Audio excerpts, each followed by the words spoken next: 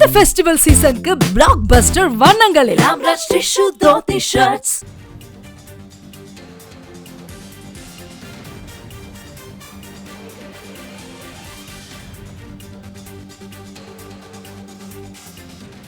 தற்போது நம்மோடு தொலைபேசி வாயிலாக தனியார் வானிலை ஆய்வாளர் பாலசுப்ரமணியம் இணைந்திருக்கிறார். வணக்கம் சார்.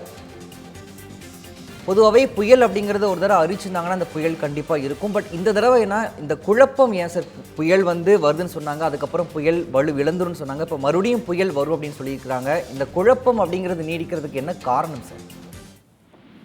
இதற்கு காரணம் என்ன அப்படின்னு பார்த்தாக்க, வளிமண்டல அந்த காரணிகள், ஒரு புயல் தோன்றுவதற்கான வளிமண்டல காரணிகள் அவை மாற்றமடைந்து கொண்டே இருக்கின்றன. ஒரு புயல் தோன்றணும் அப்படின்னாக்கா தரைப்பகுதியில், தரை மட்டத்தில் காற்று குவிதல் இருக்க வேண்டும். அந்த குவிந்த காற்று அப்படியே செங்குத்தாக மேலே எழுப்பி செல்ல வேண்டும். உயரத்தில் அது காற்று விரிவடைய வேண்டும். இந்த காற்று குவிதலின் வேகமும் மேல் மட்டத்தில் காற்று விரிவடைதலின் வேகமும் ஒன்றாக இருக்க வேண்டும். காற்று குவிதலின் வேகம் குறைவாகவும் காற்று விரிவடைதலின் வேகம் அதிகமாகவும் இருந்தால் புயல் தோன்றாது. அதே போல காற்று குவிதலின் வேகம் மாறாமல் இருந்து காற்று விரிதலின் வேகம் உயர்மட்டத்தில் அதிகமாக இருந்தால் புயல் உருவாவதற்கு வாய்ப்பில்லை. அதோடு மட்டுமல்லாமல் நிலப்பகுதியோடு அந்த புயல் என்பது ஒரு 500 கிலோமீட்டர் விஸ்தீரணம் உள்ள ஒரு அமைப்பு.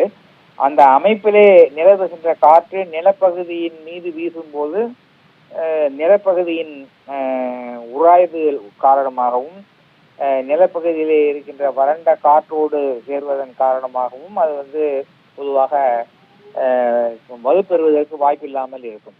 அதே நேரத்தில் கடலின் வெப்பநிலை 28 டிகிரி 29 டிகிரி போல உயர்ந்து இருந்தாலும் அந்த கடலிலே ஈரப்பதம் மிகுந்த காற்று அதிகமாக உருவாவதற்கும் மேகங்கள் அதிகமாக உருவாவதற்கும் காரணமான இந்த மேடன் ஜூலியன் ஆசிலேஷன், MJO என்று சொல்வார்கள், அது ஒரு சாதகமான சூழ்நிலையில் இருந்தாலும்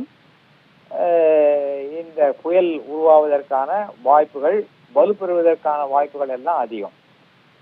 நேற்று அந்த குவிதல், உயர்மட்டத்தில் காற்றில் விரிவடைதல், இதுல ஒரு சமநிலை இருக்கவில்லை.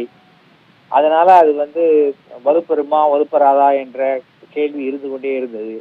அதே நேரத்தில் இந்த கடலின் வெப்பநிலையும் அந்த MJO என்று சொல்லப்படுகின்ற மேடன் ஜூலியன் ஆசிலேஷன் என்பதனுடைய சாதகமான ஒரு நிலையம் இருந்ததால அது வலுவிழந்து ஆழ்ந்த காற்றழுத்த தாழ்வு மண்டலத்திலிருந்து ஒரு காற்றழுத்த தாழ்வு மண்டலமாகவோ அல்லது காற்றழுத்த தாழ்வு பகுதியாகவும் மாறல.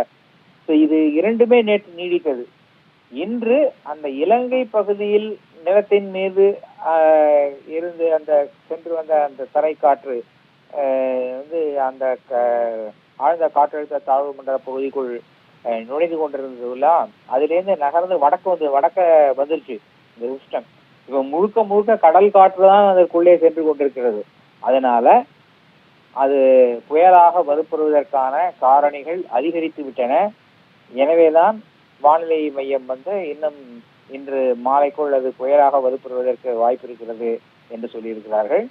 அதே சமயம் தமிழக கடற்கரையோரம் அது நெருங்கி வரும்போது நிலத்தோடு அது அந்த நிலத்தின் மீது இருக்கின்ற காற்று இந்த சிஸ்டத்துக்குள்ளார வரும். அப்படி வரும்போது அது புயலாக வலுப்பெற்றாலும் மீண்டும் அது வலுவிழந்து ஆழ்ந்த காற்றழுத்த தாழ்வு மண்டலமாகவோ அல்லது காற்றழுத்த தாழ்வு மண்டலமாகவோ, அதாவது டீப் டிப்ரெஷன் அல்லது டிப்ரெஷன், அந்த ஸ்டேஜில தான் கரையை கடக்கும் என்பதுதான் என்னுடைய கணிப்பு. சார், இணைப்பில் தகவல்களை பகிர்ந்தமைக்கு நன்றி சார். இந்த ஃபெஸ்டிவல் சீசனுக்கு பிளாக் பஸ்டர் வண்ணங்களில் ராம்ராஜ் டிஷ்யூ தோத்தி ஷர்ட்ஸ்.